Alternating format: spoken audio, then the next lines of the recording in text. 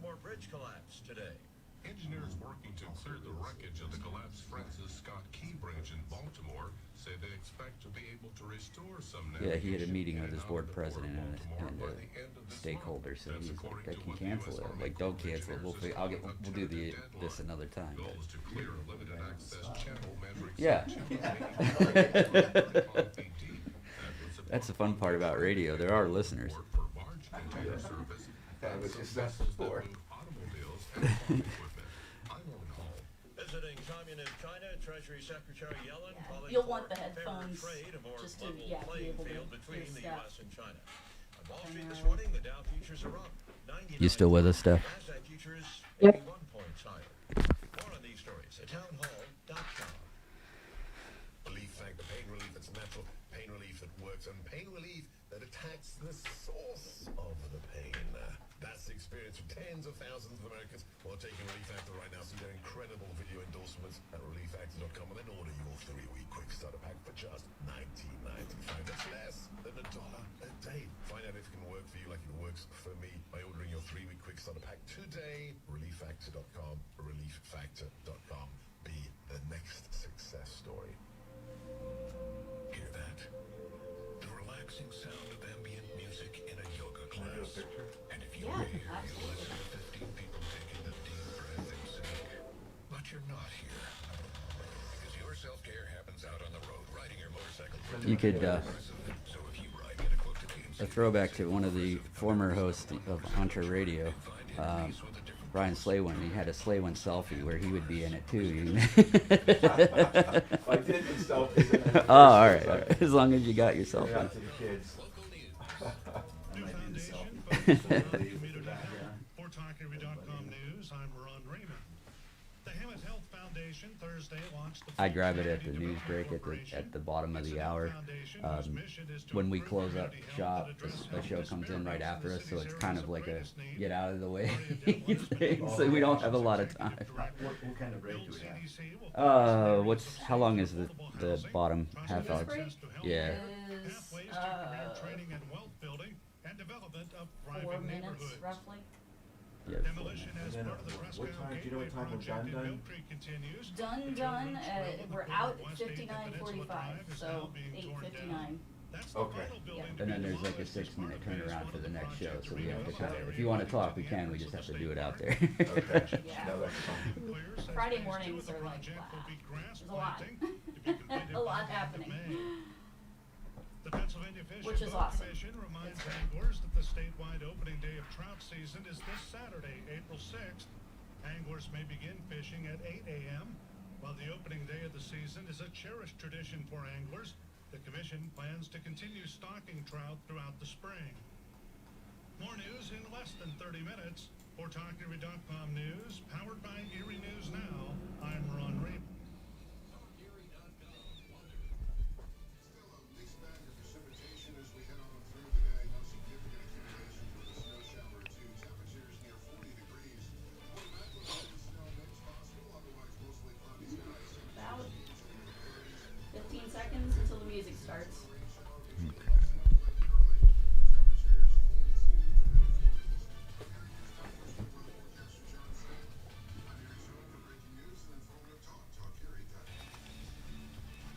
Can we get that back in here? You can't hear it? Is it on a monitor? It's not in my headphones.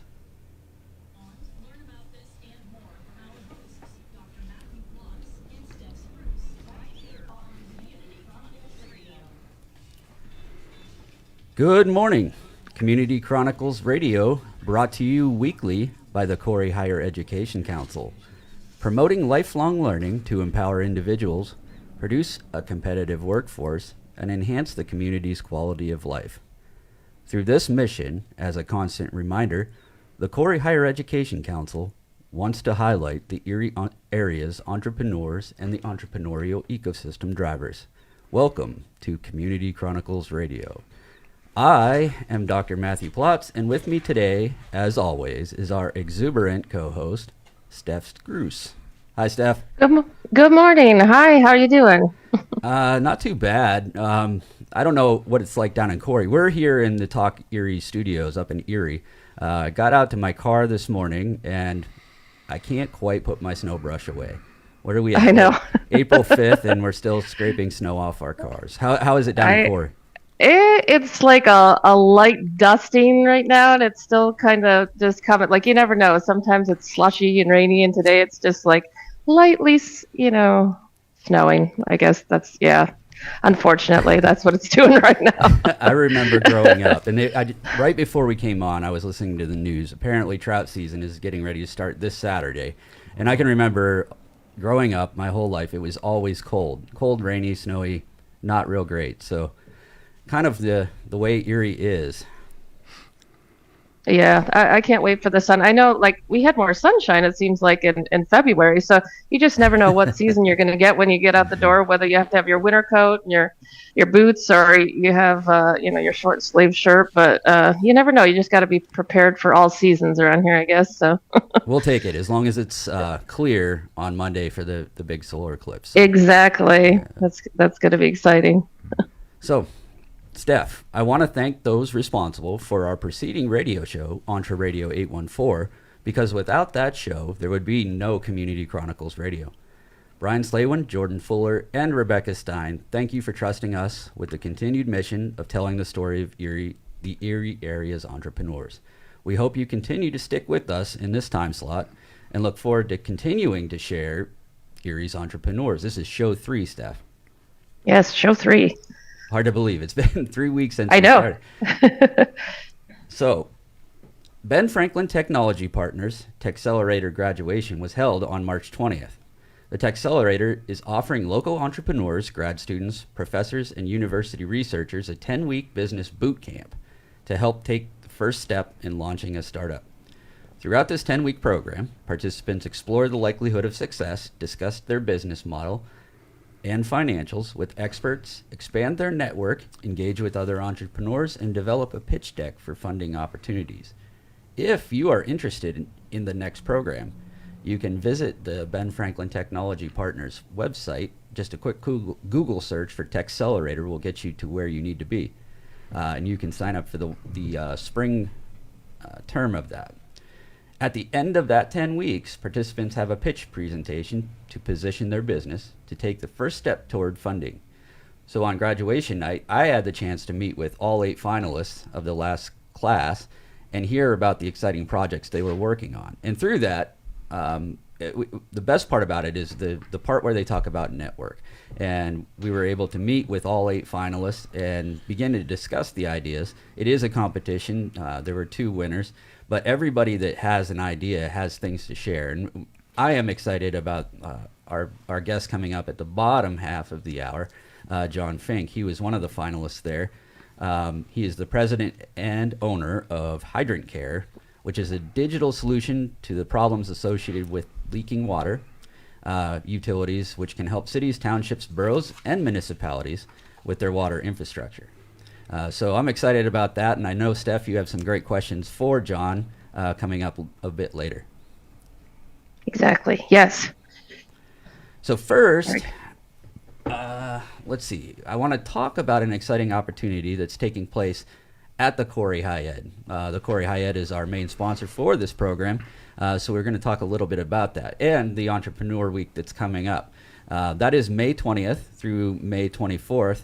And we are starting this initiative to give local entrepreneurs in the rural area, if people from Erie want to come on down, there'll be some great information for them. But what it does is gives you access to the ecosystem of entrepreneurs that are working in Erie. That network is so important. So Steph, what can participants expect if they come to the Mixer Monday evening, May 20th, from 4:30 to 6:30?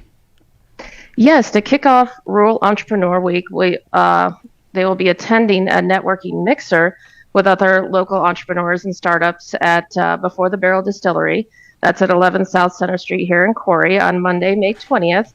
That's once again, that's from 4:30 to 6:30 p.m. and you'll get to hear from local entrepreneurs Bernie Bloor and from Before the Barrel Distillery and Betsy Grinder from Your Daily Serving. We had them both on one of the first shows that we had. The first show, yeah. Yes, and as we share their entrepreneurial journeys, Participation will include 2 drink tickets, 21 and over, of course, with a cash bar and catering by your daily serving, all free to registered participants. Yeah, we were happy to have Bernie Bloor and Betsy Grinder on the first show. And if you're up in Erie and you haven't had the chance to drive down to Corey or find their products, do yourself a favor, get down there. What Bernie and Betsy are doing, it's an amazing story. They've taken advantage of a lot of the Erie entrepreneurial ecosystem, and it's really something to see. So it's exciting to have those people down there doing the good work. But we have day 2. This is a whole week, so it's not just the one day. What can we expect for day 2, Steph? Yes, on day 2, on Tuesday, May 21st, from noon to 1, founder and CEO of Russian Motivation, Greg Russian, will speak on overcoming obstacles and starting your own business during a lunch and learn at the Corey High Ed, and the lunch will be provided by local Corey business, Twisted Sisters. Another couple of great Corey entrepreneurs, right? Exactly. But Steph, there's one important piece about both events and all of the events for that week. This is absolutely, what is the word? Free. I love free. Yes. Free food. I mean, heck, just for the free food, I would come. Free food. Every event is free. You get to come to the Corey High Ed or Before the Barrel for the kickoff event or Relevant Church for the last day of the week. But every event is free. All you have to do is go to the Corey High Ed website and register. Registration is just so we can get an idea of how many people are coming. I know that our next guest, we've kind of introduced it, CEO of Russian Motivation, Greg Russian. He will be there on day 2, but surprisingly and happily, he is here in the studio with us. So we're glad to have him. We want to hear a little bit about Russian Motivation and what it is and how it works. So welcome to the show, Greg. Thank you. Thanks for having me on. Hi, Greg. Hi, Steph. Yes, good to have you with us. Can you tell us a little bit about yourself and how you got into this business? Sure. It was kind of a long journey, but to start off, I grew up in Corey, and I was born and raised in Corey, graduated from Corey High School. I started my career in sales in the motorsport industry, so dirt bikes, ATVs, all that fun stuff. It was what I knew, and it was a natural path for me to take. So I started in sales, and I quickly grew to the salesperson of the month, which led into salesperson of the year at a local power sport dealership. And then I became general manager of a sister company of that power sport dealership. And that led pretty quickly into a corporate management position with one of the major manufacturers. So that was a brief look into the journey, how I got to where I am. But it wasn't until I started in corporate management that I really realized I wasn't really one to fit into the normal society of trading my time for a paycheck, going to work every day, saving up a little bit of money to hopefully someday be in that retirement position in my mid-60s, and hopefully I have enough money to last me until I die. It just wasn't the mold that I was fitting into. If there are people that fit into that mold, that's great. The world needs those people. I oftentimes wish I was one of them. It would have probably been a lot easier journey for me, but I didn't feel it. And that was about the turning point in my life. I heard a quote from the late Jim Rohn that really changed a lot for me. And I'm going to probably mutilate this quote, but I'm going to tell you how I heard it and what it meant to me. And he said simply, success is not something you chase. Success is looking for a nice place to stay. That meant a lot to me, and it really turned my life around. Not that my life was in a wrong direction or going someplace that I didn't want it to go. I had a great job, and I had some possessions that I was proud of, but that meant a lot to me. And I thought, if I can work on myself and really become a person that success would like to gravitate toward, maybe things in my life would change, and maybe I wouldn't be so focused on the retirement at some point in my life. Maybe I would be more focused on the now, which is what I really wanted to do. So Russian Motivation did not come out of that. What came out of that was my wife and I sitting cliffside in Hawaii overlooking the ocean. And she said, Greg, I think I want to buy an apartment and get into real estate. And I thought, that sounds like a wonderful idea. I'm a very tangible person. Growing up selling and buying motorcycles and ATVs, I like things that I can touch, things that I can feel, and I like to be able to better something and increase the value. So that made a lot of sense to me. That's really where my entrepreneurial journey got started. So my wife and I, we bought our first duplex in 2018. And quickly by 2020, we had several duplexes, single family homes, multi-unit units. And it was a fun journey. The scaling of that business was awesome. But throughout the scaling of that business is really where a lot of people, friends and coworkers even, kind of came to me and said, how did you do that? What did you do? Can you share with me some of your secrets? Which I was grateful to do. And I would, and I really enjoyed them taking me out for drinks and dinner and picking my brain. It was fun. But throughout that process, I realized that there's a lot of people looking for that extra edge in life. There's a lot of people looking for something else, a higher version of themselves, a higher power of themselves.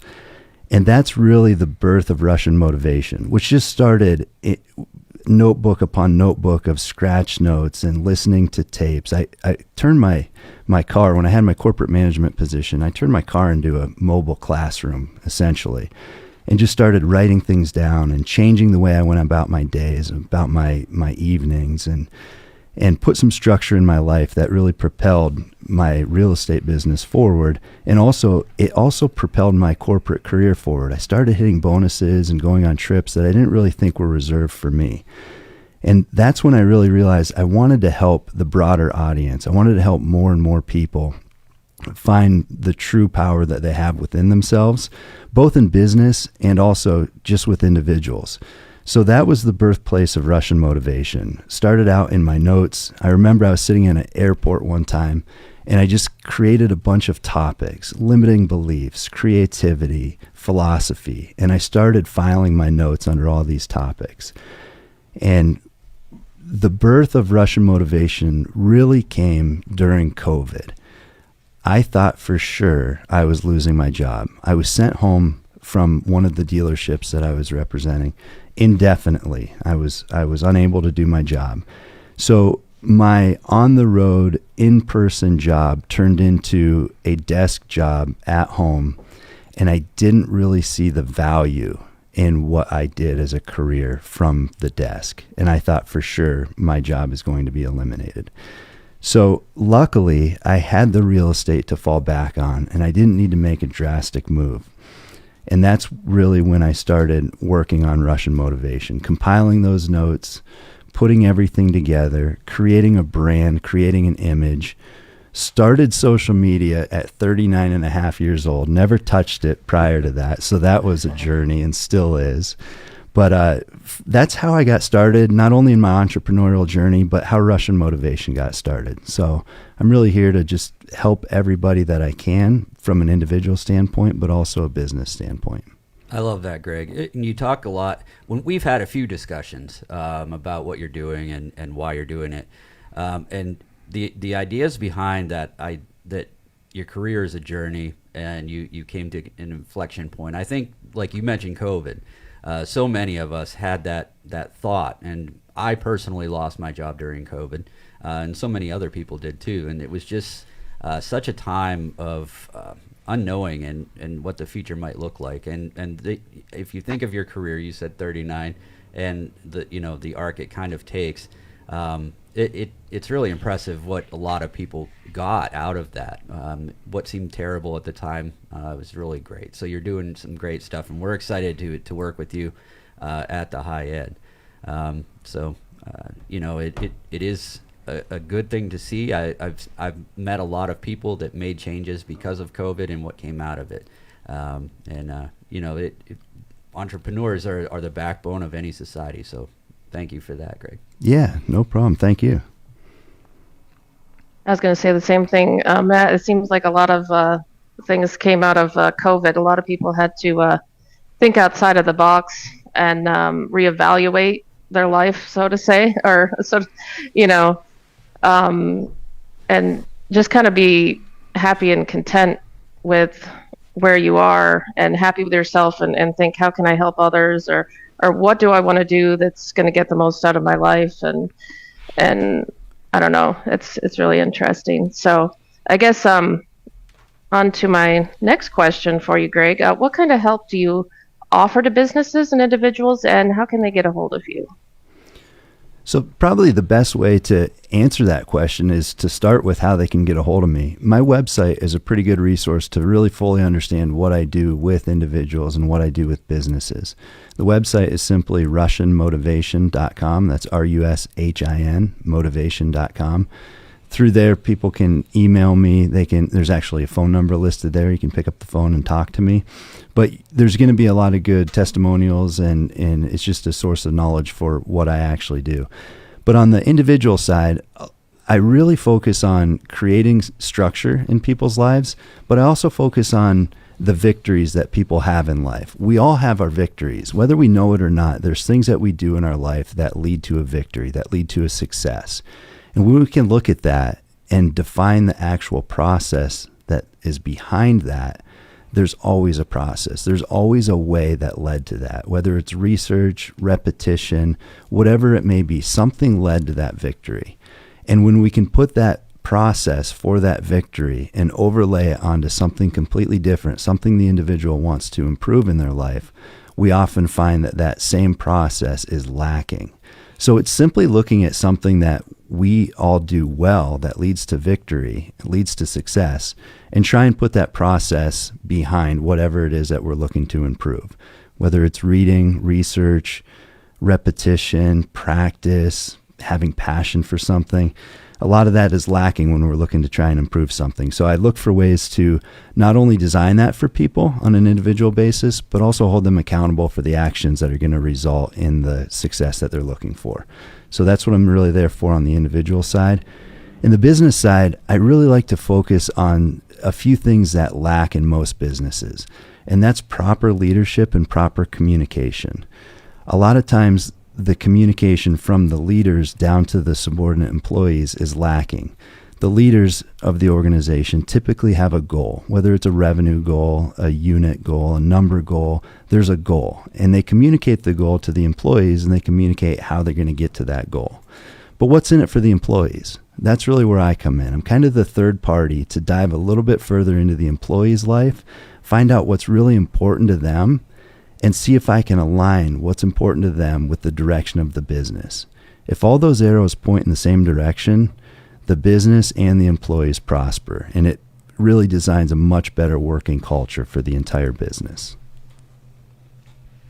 There's some themes in there that I've picked up. It's the accountability and ownership that's a big piece of everything that you're doing, and you know, like you said, communicating from a leadership perspective down through the organization, the accountability and ownership. Yet everybody has a goal. The owners want to get something done, sell a widget, do whatever it is they want to do. But that piece where you make, or not necessarily make, but you bring them along on the journey to understand why it's important. And it's the asking why piece, right, Greg? It is, for sure it is. I know I was looking at your website the other day, and just looking at, you know, from a personal aspect too, I know a lot of people, you know, they'll get in a job, and I know with myself too, you feel like you're sometimes, you know, with my previous job, you're at a dead end job and you feel like you lack purpose, or you like, why am I doing this? And like you were saying, when you were in like motorsports, is like, is this just what life is? You know, getting up, you know, going to work, punching in, punching out. And, you know, a lot of people could benefit from what you have to offer. Like, I know you mentioned things that pop out to me. It's like, I could always do with more structure, because sometimes, especially lately, my mind is just pinging off like the inside of my head. And you want more stuff to do stuff? I can. No, I don't mean that. I love my job now. No, I love what I'm doing now. I mean, I used to work in radio, and I've got to go back to my roots and do that. You know, it's been such a long time, and I've learned so much more. Like I said, here at the high ed, you get to, you get to think outside of the box. You get to be creative. You know, my other job, I could not be creative. You know, it's like, no, you do this and you don't question it, and this is what you do, and da da da da da.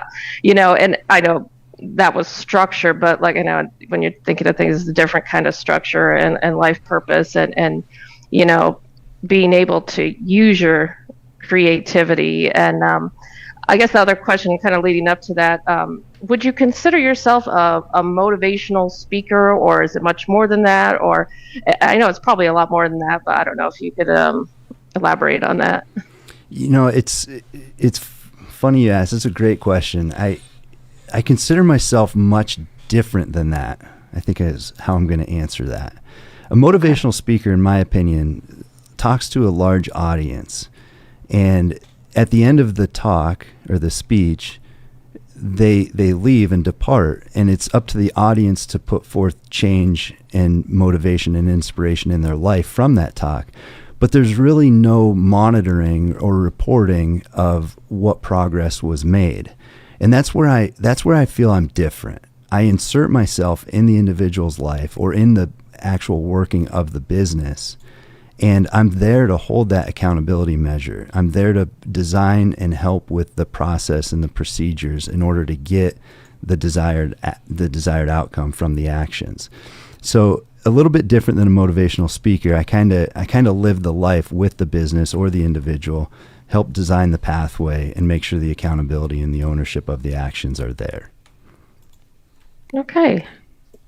What can people, then you're going to be at the Rural Entrepreneur Week. What can they expect when they come to see you on Tuesday at the Corey Hyatt in May? I think what I really want to deliver during that hour luncheon is inspirational and motivational talk to aspiring entrepreneurs to just help them jump over the fence and make the leap.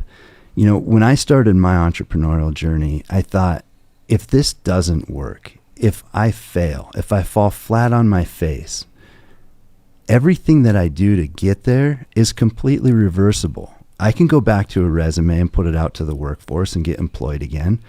And I think that's really what stops a lot of people. I really want to see people just be able to take that leap, go on the journey, discover themselves, and ultimately believe in themselves. I think that's what's really lacking, is just the overall belief in the individual themselves.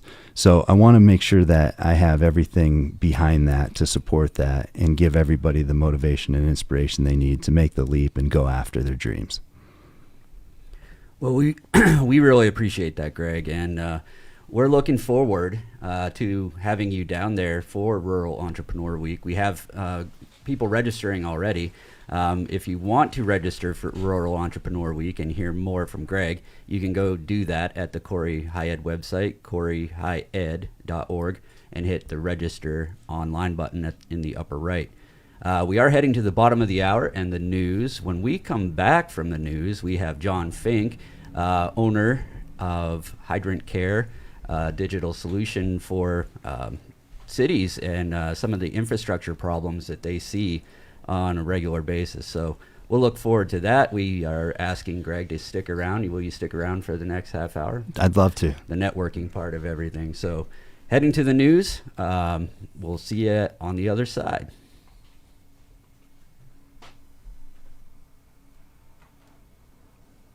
We're good. Good job. Thank you. Good job, Karen. Thanks, John. I'm not going to talk that much, am I? We throw some questions in. Just some questions, yeah. I was looking at the time, and I was reading through the first Easy, part yeah. of that, Yeah. and then all of a sudden I'm like, wow, we're at me already, and I got to go to 8:30. Just No, I'll just do my best. She can still hear you. She should still be able to hear you if you talk.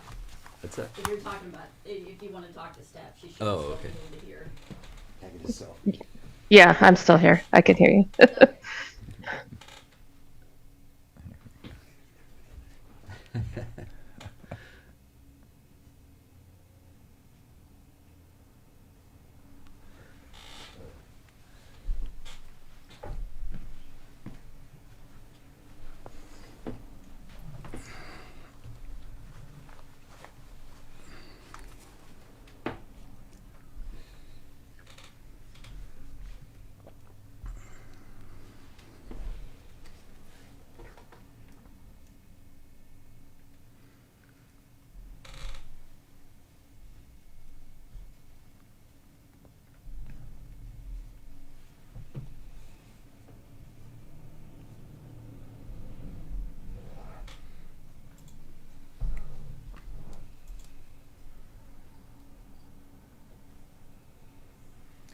you're just getting started with your consulting. I did it on the side for about a year and a half prior to leaving my corporate job. July 5th was my last day of my corporate job.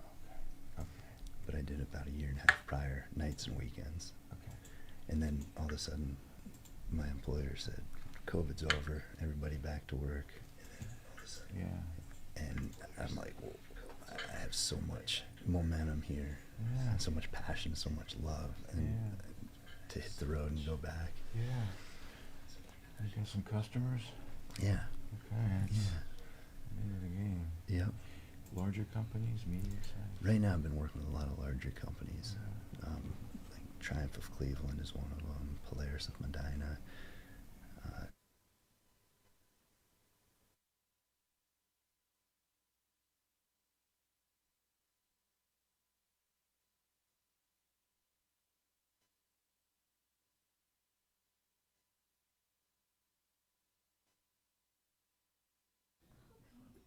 Very much an analogy to what you do then, business coach, Yeah.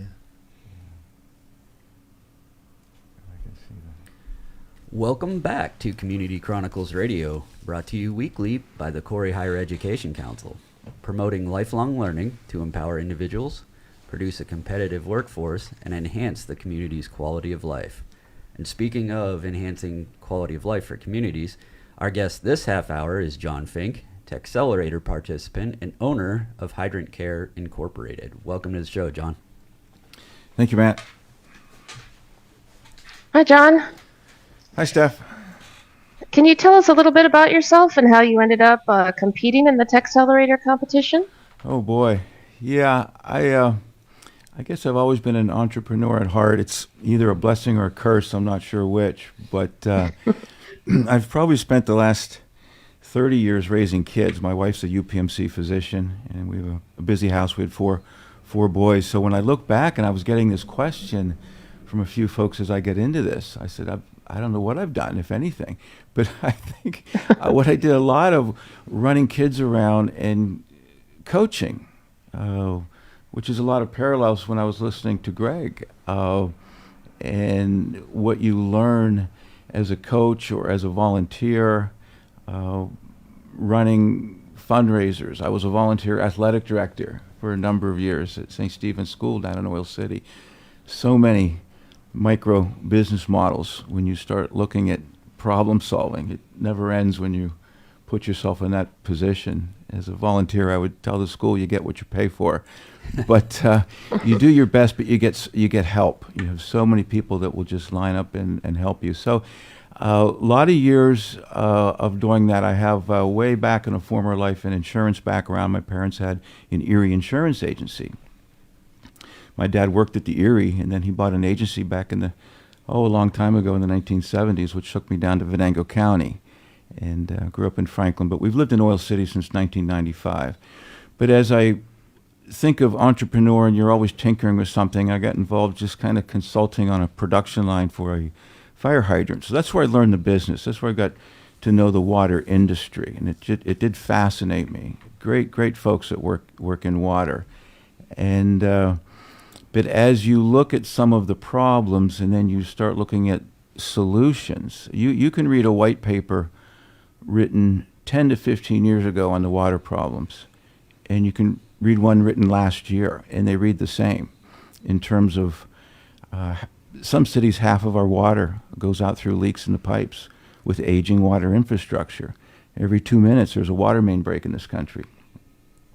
And with a water main break, it's not just a maintenance issue, it's public health. You know, you have pathogens and that come into your water system when you have leaks. So problems, and I looked at solutions. And I think just by accident, working around a hydrant, I thought there was a better solution to what would be considered leak detection. And that's where I kind of started this journey 3 or 4 years ago. I did develop a safety cap for a fire hydrant. It is sold on Dixon Valve, and it just basically makes the hydrant safer to approach and take the cap off.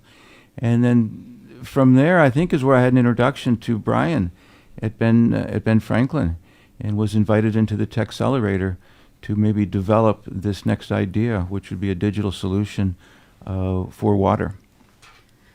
you know, when you talk about that, you see municipalities are kind of chasing the problem. They spend a lot of times putting band-aids. You know, the water main breaks, they dig up the street. You know, cars have to be rerouted.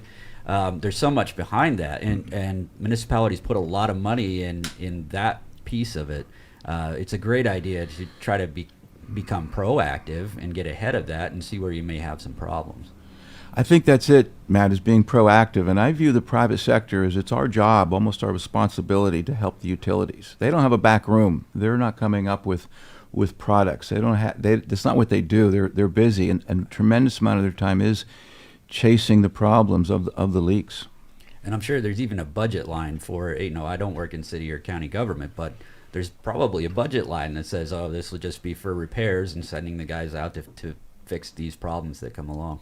No, that's it. That's it. So I'd like to think that I'm just here to help. I'm not a water superintendent. I have a lot to learn, but I think if we talk and discover, and that's a word that we learn every week at Ben Franklin, is discovery of customers, but also of your product, and it never really ends. So I have a lot ahead of me, but I think this is what I enjoy, and there does seem to be, you know, a real need for a total, comprehensive, proactive solution. I think it's very important to be proactive. Of course, I always put like a personal spin on this. Like, I know it's not a fire hydrant, but at my house, you know, having a leak, you think, oh, it's just a little leak and it will, you know, it's fine. And then the little leak turns into a bigger leak, and then it turns into money.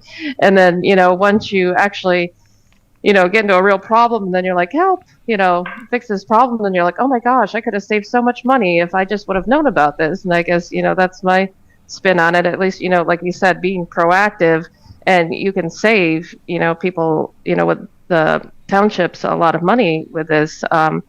What would you say was the most challenging part about competing? The challenging part for me was I had no idea what to expect. I walked into this and had to learn, and I didn't.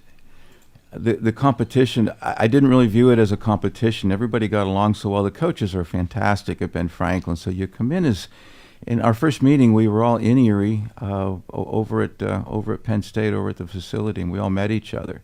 So there was very much a team atmosphere, and everybody helped everybody so much each week with suggestions. It's very interactive. We did the next 9 weeks. We were on the Zoom calls, so you see everybody on the screen, and you share your screen, and you talk about your project. So I never really, I think until the final night that I came to Erie, viewed it as a competition against those folks, but I think it was a real collaboration of ideas.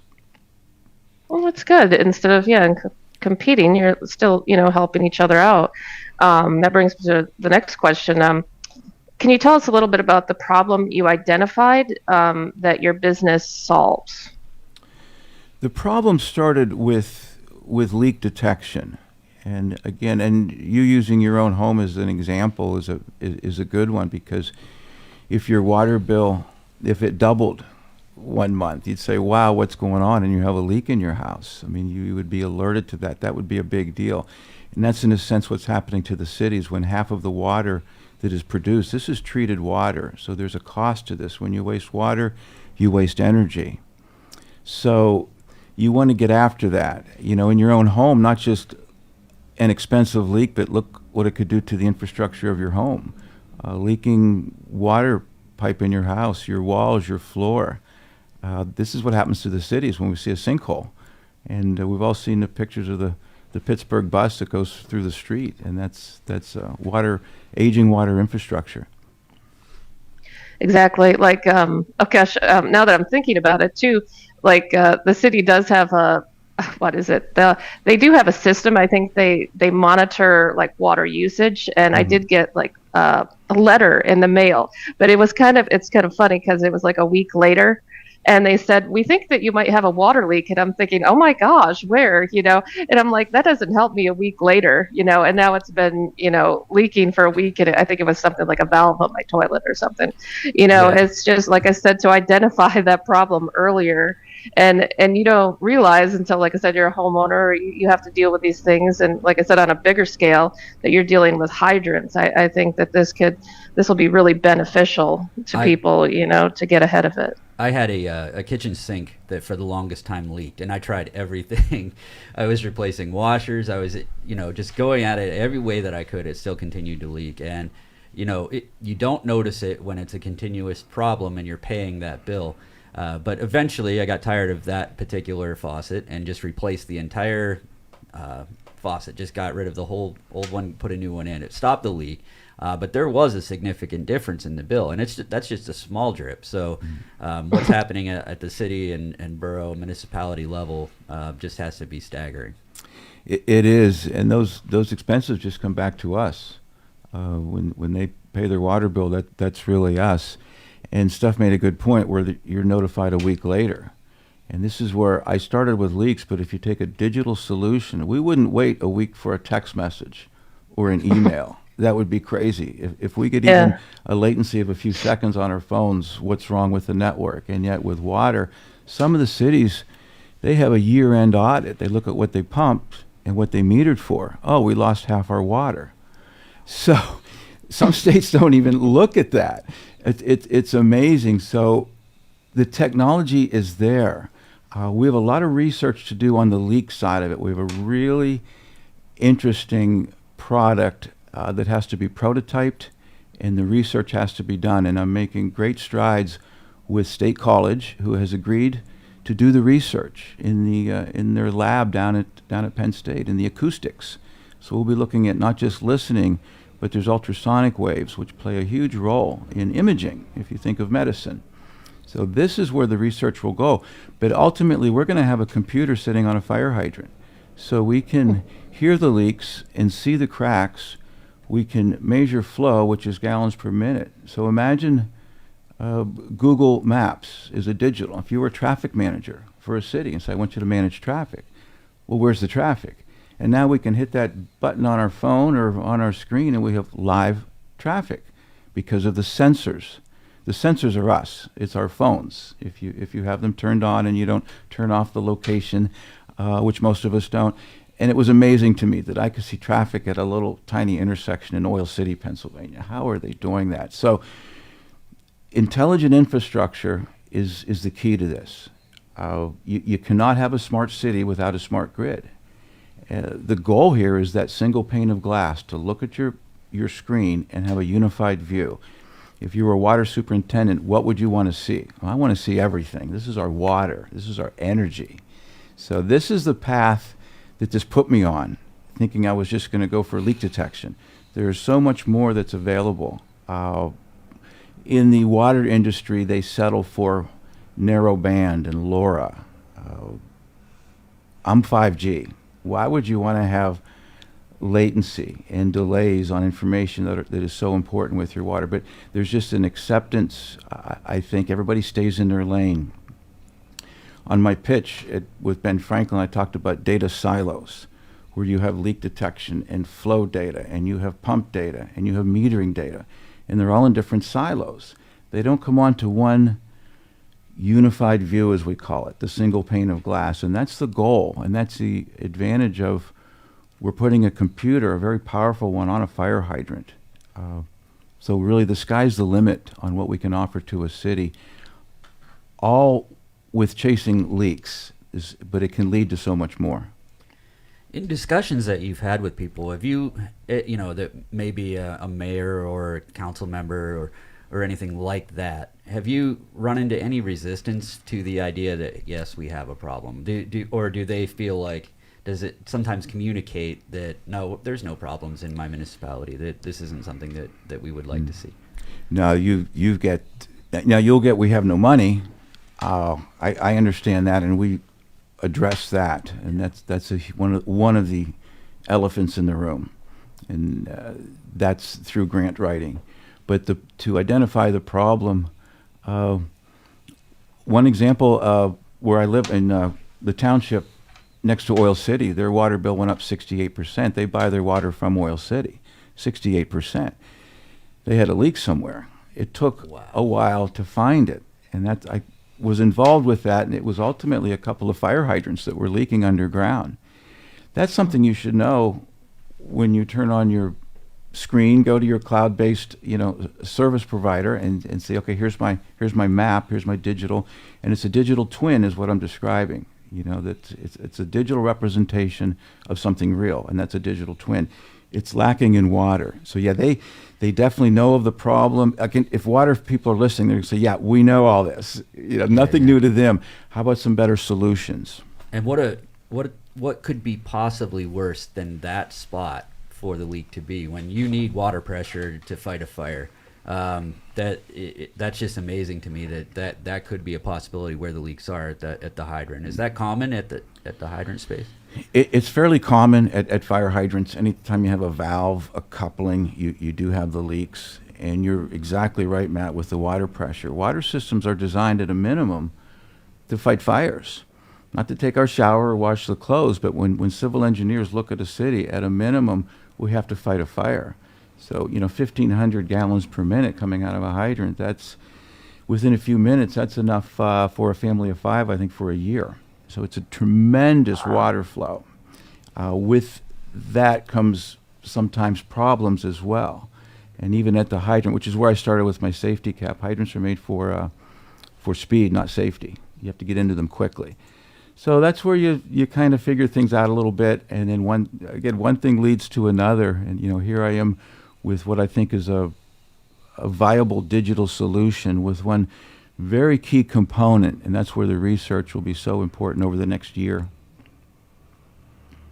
It's very interesting, and like I said, even on like a safety aspect, like if you get a chance, well, I mean, we don't want to witness a fire or anything like that, and I'm not on the fire company, but where I lived, I remember just like you have to, like you were saying, have it ready on the spot, and if something were to be wrong with it, and the problems that could cause. And the other things that I was thinking too, it's like you were talking about the technology now, and it's almost like comparing to the medical field, it's almost like the technology is almost like an MRI for your the underground, to look at the problems and to find, we have so much technology, we're not using it in other areas that you think, like you said, in this area that would be beneficial.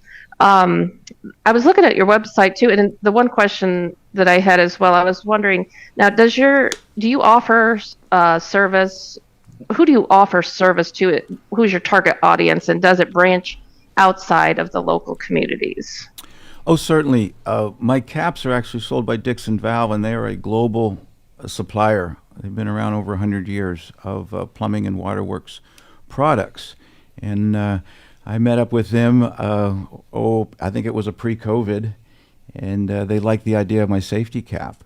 So the market for the caps that I have right now would be any city utility that has water distribution, and when you have that, you have fire hydrants. So that is the market for the caps, and the market for the smart device, which would go on every hydrant. Because we talk about water when it leads to the hydrant, then we'll talk about fire hydrants, but it's the portal, it's the way in to your water distribution. It's the ultimate endpoint or node, if you will, for your water. It's above ground, and it's just laid out in a perfect grid work. So one thing leads to another, but with water and fire, it is a hybrid that you have. When we in the business, we talk the water side and we talk the fire side of a hydrant. So what's really cool about this is when we solve water and we get a box on every hydrant, this is a portal into smart firefighting. I'm working with an organization right now, and they're smartfirefighting.org. What's possible once we get some more intelligence out there in the neighborhoods? One hydrant is basically watching guard over 12 homes.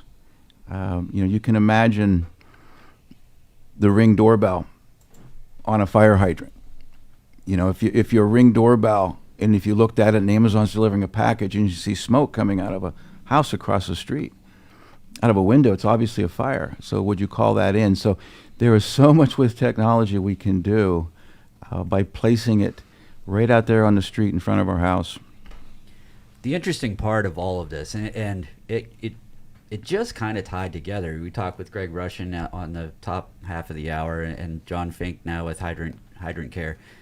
A lot of this just breaks down to the processes, and there are processes in the way you make decisions. There's ways that different things happen, and increasing the response time in several different ways is so important, and that process is such a big part of this, and it is exciting.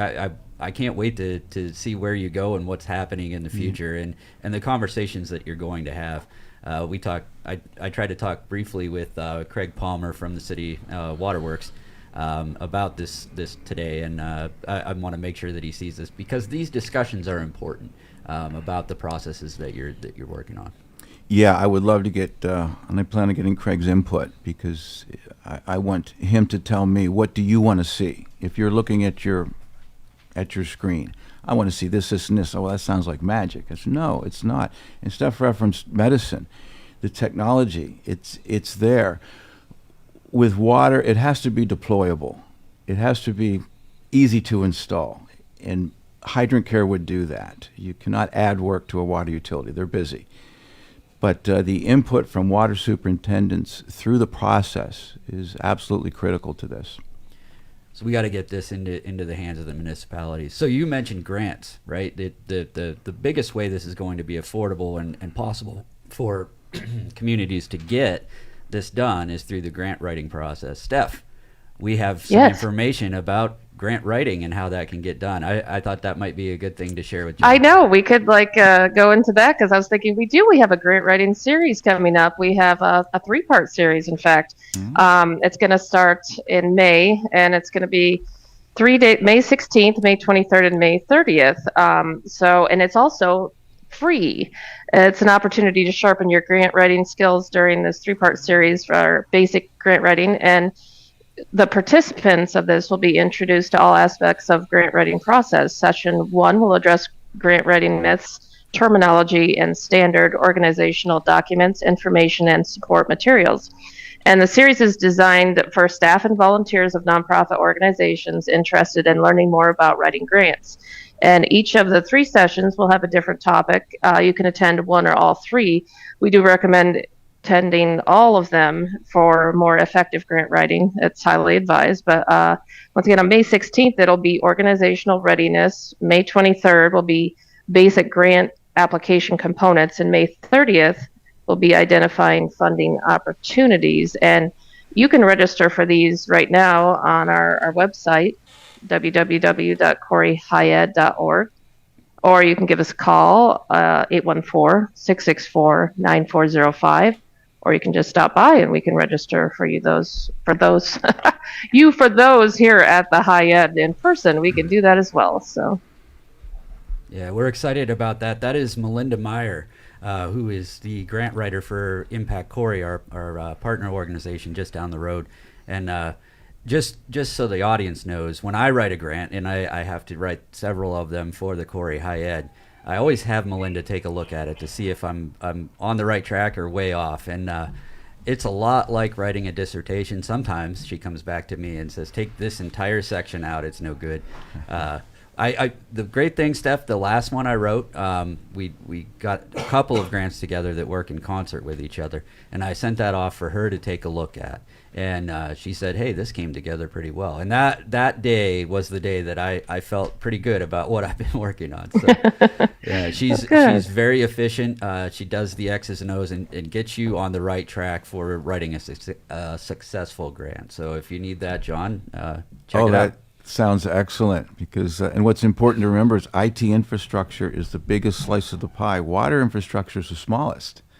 And that's not what I'm going after. We're coming at this from an IT approach. So there's a lot of money available if you know how to go get it. Have you found any specific grants recently? I know Governor Shapiro laid out his budget. There were a lot of priorities, education very high on that list. Anything for infrastructure that you've noticed?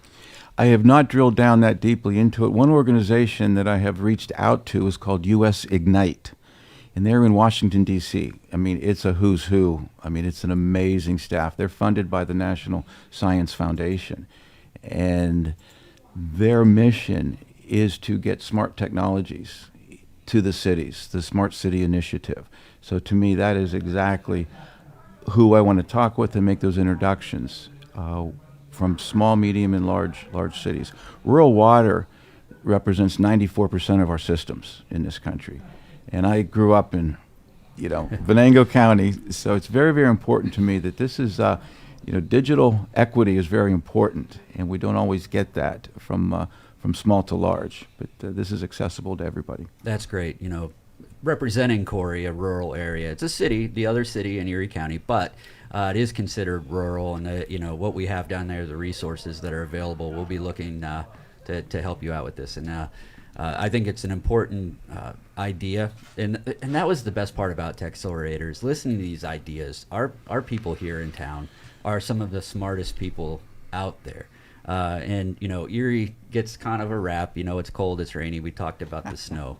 But there are a lot of great ideas out there, and I feel honored to be sitting in this chair to carry on what Entre Radio 814 did with Community Chronicles Radio. And I appreciate both of you coming in today to kind of share your story. And I love the idea that we get to share the stories of entrepreneurs. So thank you both. Thank you very much. Thank you. Thanks for having us.